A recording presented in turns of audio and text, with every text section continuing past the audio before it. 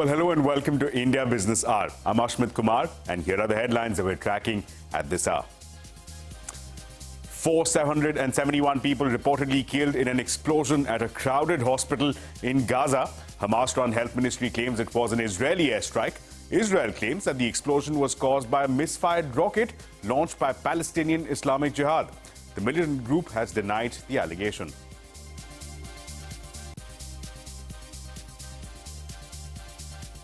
US President Biden meets Israeli Prime Minister Netanyahu in Tel Aviv, supports Israel over the hospital blast, saying that it appears to have been done by the other team.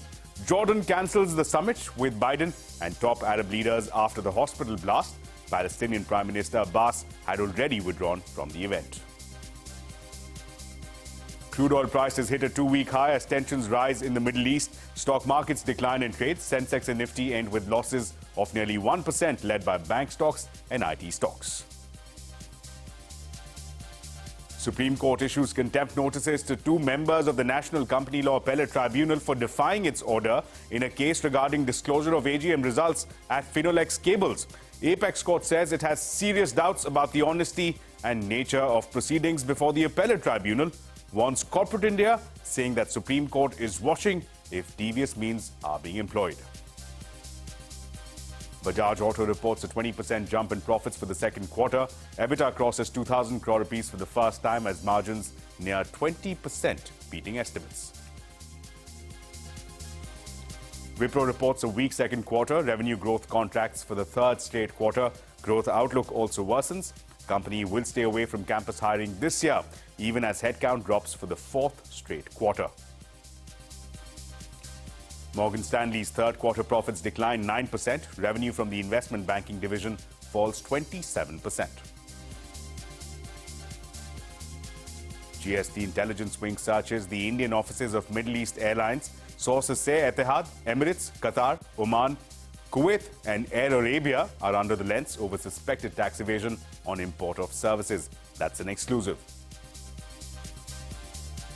Bank of Baroda suspends few employees after an internal audit into tampering of customer accounts on its mobile phone app. The RBI has stopped the bank from onboarding customers using their application. इस बार विधायक दल की बैठक में हम तय करेंगे कौन मुख्यमंत्री हो। आज मुख्यमंत्री के लिए किसी का चेहरा सामने लाने की जरूरत नहीं है।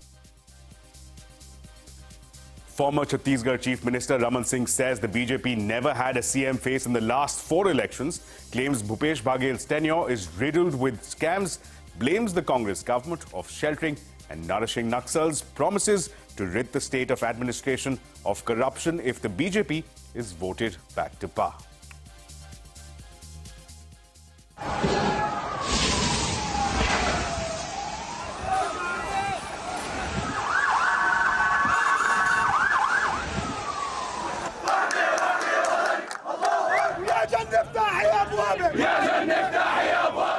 The IDF has concluded an after-action review and confirmed that the Islamic Jihad was responsible for the strike at the Al-Hali Al-Ma'adani hospital in Gaza. He is a liar. His spokesperson and digital spokesperson tweeted that Israel did the hit. I am horrified by the hundreds of people killed at Al-Ahli Hospital. I call for an immediate humanitarian ceasefire. I was deeply saddened and outraged by the explosion at the hospital in Gaza yesterday. And based on what I've seen, it appears as though it was done by the other team. Mr. President, what do you mean by saying Well, the big story continues to be the conflict between Israel and Hamas, which has entered day 12. About 471 people have been reportedly killed in an explosion at a hospital in Gaza, according to the Palestinian officials. Hamas has alleged that the Israeli military is responsible for this attack. However, the Israeli Defense Forces claim that the explosion was caused by a misfired rocket launched by the Palestinian Islamic Jihad. Israel has also released audio tapes claiming to be purported conversations between Hamas militants about a rocket being misfired and hitting the hospital. CNBC-TV18 has not been able to independently verify Israel's claims. Footage from the hospital shows the body bags on the ground and several injured people crying for help.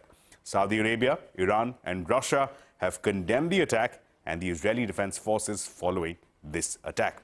United States President Joe Biden expressed his support for Israel in his meeting with Israeli Prime Minister Netanyahu in Tel Aviv. He said that the attack appears to have been done by the other team and added that Washington will provide Israel everything it needed to defend itself amid the continuing war in Gaza. Now, the blast has sparked international outrage, with Jordan cancelling a summit with Biden and top Arab leaders. Palestine President Mahmoud Abbas withdrawing from this event soon after the hospital blast. The IDF has concluded an after-action review and confirmed that the Islamic Jihad was responsible for the strike at the Al-Hali Al-Ma'dani hospital in Gaza. It was at the time at 6:59 p.m. when there were reports of an explosion at the Al-Hali Al-Ma'dani hospital in Gaza City. According to our intelligence, Hamas checked the reports, understood it was an Islamic Jihad rocket that had misfired, and decided to launch a global media campaign to hide what really happened. I was deeply saddened and outraged by the explosion at the hospital in Gaza yesterday. And based on what I've seen, it appears as though it was done by the other team, not you. But there's a lot of people out there who are not sure. So we've got to overcome a lot of things. I want to thank you for coming here today and for the unequivocal support you have given Israel during these trying times. But above all, Mr. President, the world sees that support in the moral clarity that you have demonstrated from the moment Israel was attacked. He is a liar. His spokesperson and digital spokesperson tweeted that Israel did the hit, thinking that there is around this hospital a base for Hamas, and then he deleted that tweet. We have a copy of that tweet, and Talal can share with you that tweet. Now they change the story to try to blame the Palestinians. It is a lie. Well, back home, here's a quick look at the day's market action. Sensex and Nifty lost nearly 1%, with banks and IT stocks leading this decline. Sensex lost over 550 points and Nifty lost about 140 points. The broader markets marginally underperformed the blue chips. Meanwhile, crude oil prices soared over 2% due to tensions in the Middle East that sparked concerns about disruptions in supply. Meanwhile, industry data showed a bigger than expected draw in US crude stocks as the Israel-Hamas conflict worsened. And while staying with the markets, the big earnings today, Bajaj Auto has reported strong set of numbers in the second quarter, beating streets' expectations across most parameters. However, revenue marginally missed the mark. Net profit rose by 20%, while revenue grew marginally at 5% annually. The company's quarterly EBITDA surpassed the 2,000 crore rupee milestone for the first time. Well, on the big day's earning today, Action Wipro IT Services reported a weak set of numbers in the second quarter. Revenue growth has contracted for the third straight quarter and growth outlook has worsened. Company has said that it will stay away from campus hiring this year, even as the headcount dropped for the fourth straight quarter. We have not onboarded freshers in H1.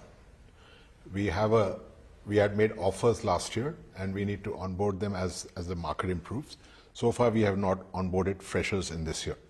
As things pick up, we will continue to onboard. We continue to make a commitment and honor every offer we have made to our people and onboard them as and when the requirement is there.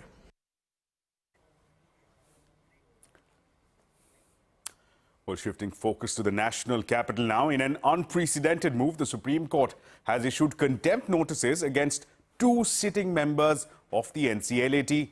Now, on October 13th, the NCLAT had passed its judgment in this case in defiance of earlier Supreme Court orders. Now, the top court today held that this was conduct unbecoming of a judicial tribunal. Court held that two members who passed the judgment were liable to face action under the Contempt of Court Act. Now, the two members have been summoned to physically appear before the top court on October 30th. This entire case was about the NCLAT hearing a case between warring cousins Deepak Chhabria and Prakash Chhabria over management control of Phenol-X cables. The Supreme Court observed that it had serious doubts about the honesty and nature of proceedings before the NCLAT.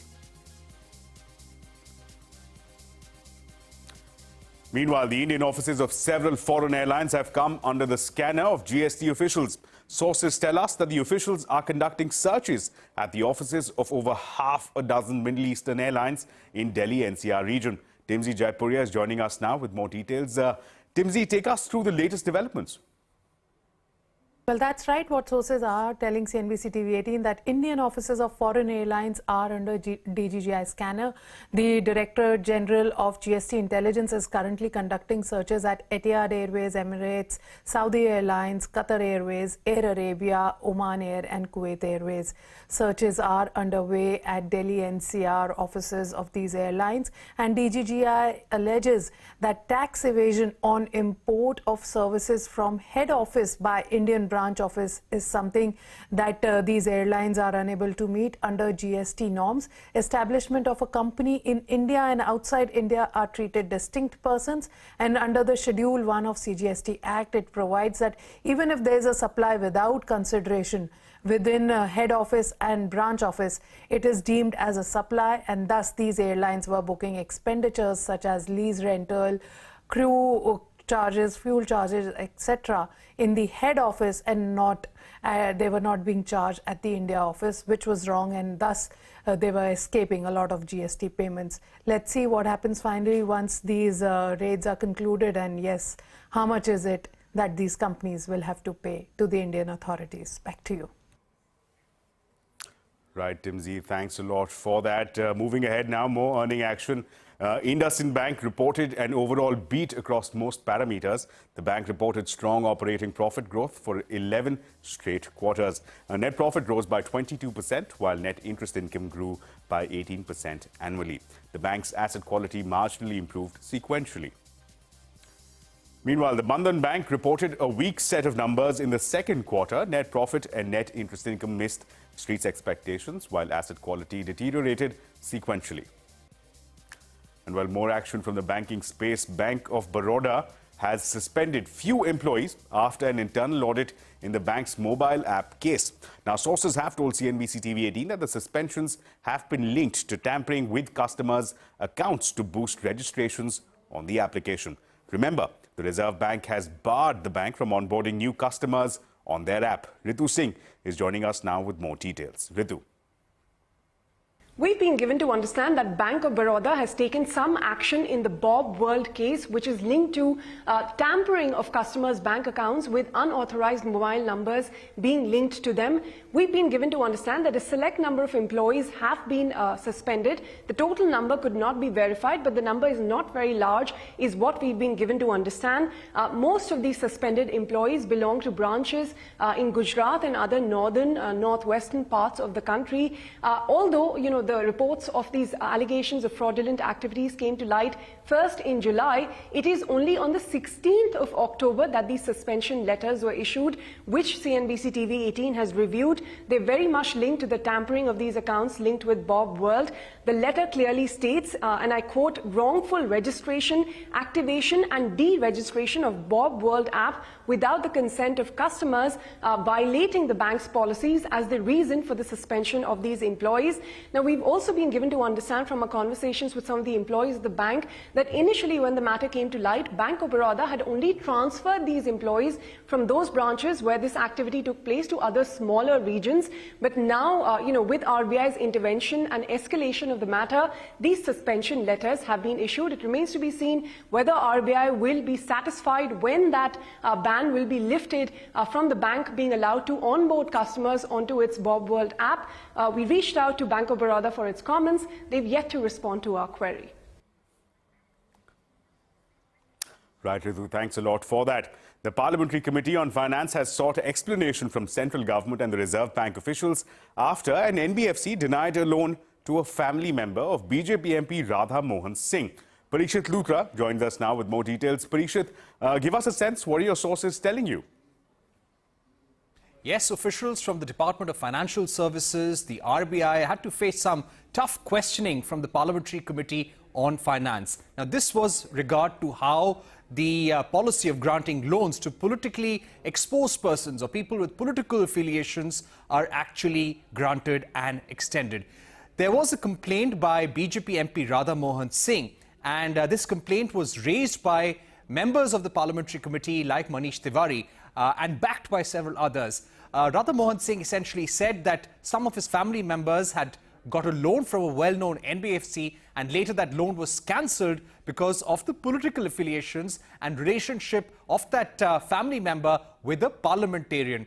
So this was a big issue for many of the MPs. They expressed their anger and annoyance in the meeting. And Jayant Sinha, the chairman of the committee, has on record told us that the manner in which this PEB diligences are being applied are very ambiguous, and the government and regulatory bodies, also the DFS, the Revenue Department, the RBI, must formulate a clear policy and how it should be applied. Therefore, they have summoned officials from the Department of Financial Services, the RBI and the Revenue Department on the 30th of October and come up with a clear policy proposal to this effect on how these PEP policies will be applied, and they should not be ambiguous at all.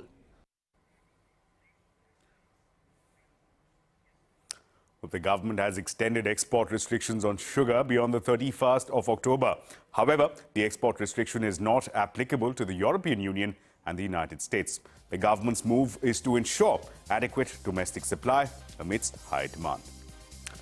And while the free trade agreement between India and the United Kingdom is unlikely to be sealed by this month end, according to a report by the Financial Times, this is because of India's reluctance to open up the market to British law and accounting services. Now, importantly, a British official also told the newspaper that Sunak's visit this month to India seems very unlikely. And while the cabinet today has approved increasing dearness allowance for central government staff by as much as 4%, that will involve an annual additional expenditure of a little under 12,900 crore rupees per year. Now, the cabinet has also raised the MSP for 6 major rabi crops, including wheat. Lata Venkatesh is joining us now on what the fiscal impact of these decisions will be. Lata. Yes, that's right. It's 12,857 odd crore expenditure per year because of the increase in dearness allowance. But how much it will impact this year itself is uncertain, simply because there is a lot of gap usually between the announcement of a DA hike and its actual payout. Even if it is paid out this year, it's too small an amount to change to have any impact on fiscal deficit. But nevertheless, the point is the time of hitting the consumers or the employee's bank account is extremely uncertain. For the same reason, no economist is trying to say that because of the increase in DA, there is going to be a higher consumption or any multiplier effect, because again, timing is uncertain, the amount is too small. So no macro impact on fiscal deficit or on consumption growth. As far as the MSP is concerned, it's working out to a highest of 7% for wheat and pulses. For some of the others, it's a little less, between 1 and 2% increase in MSP. Now, this doesn't impact the prices. In fact, they're all a little lower than the prices. Basically, the importance of this MSP is, in case the prices of wheat fall, this is a buffer. This is a safety net for the farmer. So it doesn't really impact the CPI in any fashion. Right, Lata, thanks a lot for breaking down those numbers for us. Meanwhile, China's economy grew faster than expected in the third quarter, sparking hope that the world's second largest economy may be stabilizing. China's GDP grew by 4.9% in the September quarter on a yearly basis. Meanwhile, September monthly data showed that growth in industrial production and retail sales. And while in global earnings, Morgan Stanley's third quarter profit dropped by as much as 9%, even as revenues rose 2%.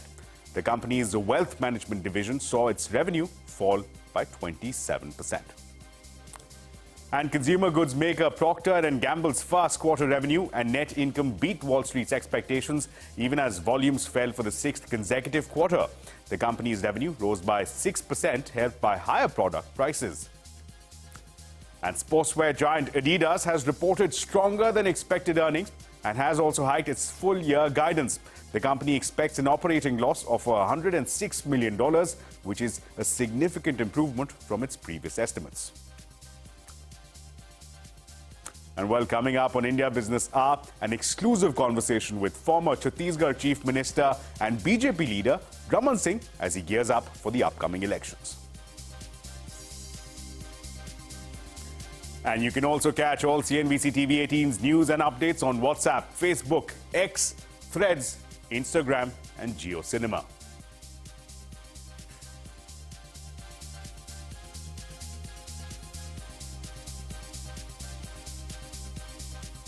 Well, you are watching India Business Hour. 15 years after she was killed, a Delhi court convicted 4 people of the murder of journalist Soumya Vishwanathan. All 5 were held guilty under Maharashtra Control of Organised Crime Act or MCORCA. The sentencing will take place on the 26th of October. Now, as per the police, Soumya, who was a journalist with the headlines today, was driving home from work late at night on September 30th, 2008, when she was chased and shot. The police said it was a case of armed robbery. The first charge sheet in this case was filed in 2010. The court had completed hearing the arguments in this case in 2016. Well, the Bharatiya Janata Party has released the names of 21 candidates for the upcoming polls in Mizoram. This comes a day after Congress leader Rahul Gandhi visited the state. Now, while Congress has named candidates for all 40 seats, Aam Aadmi Party said that it will be making their electoral debut in Northeast with these elections. The state will go to polls on the 7th of November.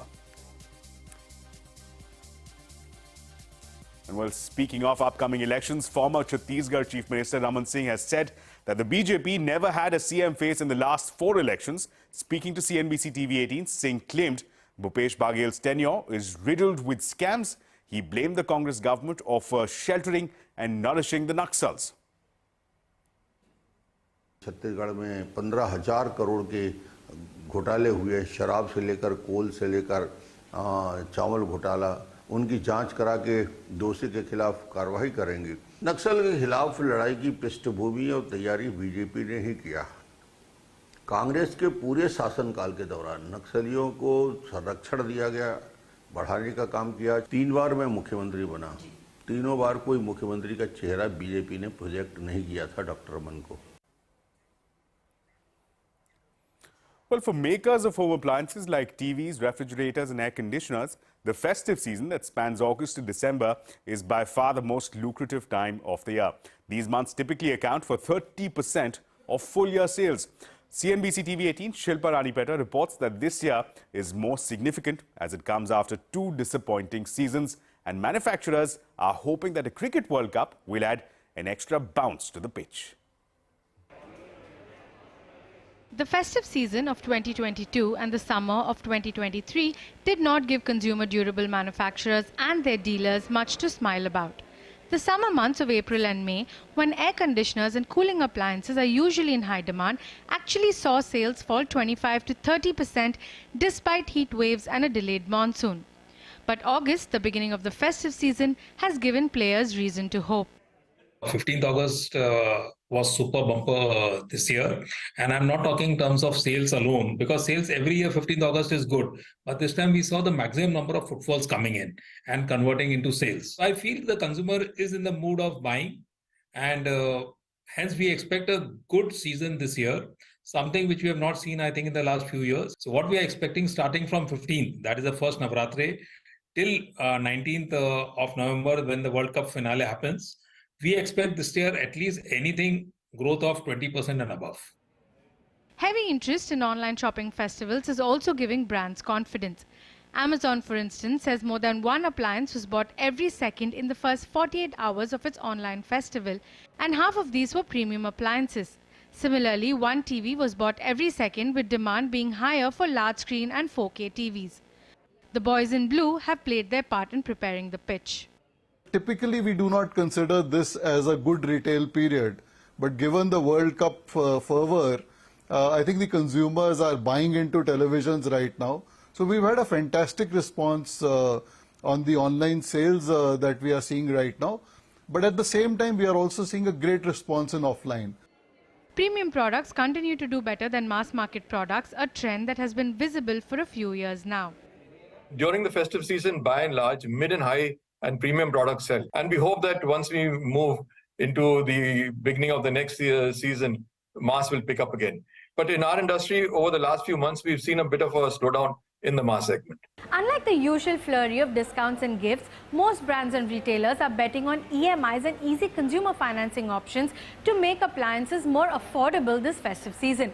The hope is that such a move will not only attract new consumers towards high-value products, but it will also encourage upgrades. Now, another added advantage for appliance makers is that unlike the last few years, there is no overhang of rising input costs this year, and that could translate into higher margins. In Mumbai, Shilpa Ranipeta. Well, with that, it's a wrap on this edition of India Business Hour. Thanks so much for watching. News and updates will continue right here on CNBC TV 18.